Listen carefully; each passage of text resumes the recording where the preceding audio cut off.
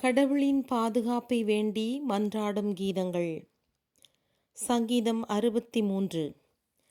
இறைவா, என் குரலை கேட்டருளும், என் முறைப்பாடுகளுக்கு செவிசாய்த்தருளும். என் எதிரியினால் விளையும் அச்சத்தினின்று என் உயிரை காத்தருளும். தீயவருடைய கூட்டத்தினின்று எனக்கு பாதுகாப்பு அளித்தருளும். தீமை செய்பவர் அமளியினின்று என்னை காத்தருளும். அவர்கள் தம் நாக்குகளை பட்டயத்தைப் போல் கூர்மைப்படுத்துகிறார்கள். நஞ்சுள்ள சொற்களை அம்பு போல் எய்கிறார்கள்.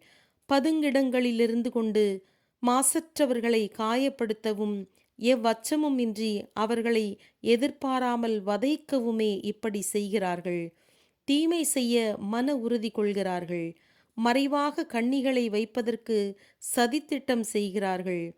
நம்மை யார் பார்க்க முடியும் என்று சொல்லிக் கொள்கிறார்கள். தீங்குகளையே நினைக்கிறார்கள். அப்படி நினைத்த எண்ணங்களை மறைத்து வைத்துக் கொள்கிறார்கள். ஒவ்வொருவனுடைய நெஞ்சும் இதயமும் ஆழமறிய முடியாதவை. ஆனால் இறைவன் தம் அம்புகளை அவர்கள் மீது ஏவுகிறார். திடீரென அவர்கள் காயப்பட்டு விழுவர். அவர்களுடைய நாவே அவர்களுக்கு நாசம் விளைவிக்கிறது. அவர்களை பார்ப்பவர்கள் அனைவரும் தலையை அசைக்கிறார்கள். அனைவரும் அச்சத்தோடு ஆண்டவருடைய செயலை புகழ்வார்கள். அவருடைய செயலை உணர்ந்து கொள்வார்கள். நீதிமான் ஆண்டவரிடத்தில் அகமகிழ்கிறான். அவரிடத்தில் அடைக்கலம் புகுகிறான். நேரிய மனத்தோர் அனைவரும் பெருமை பாராட்டுகிறார்கள்.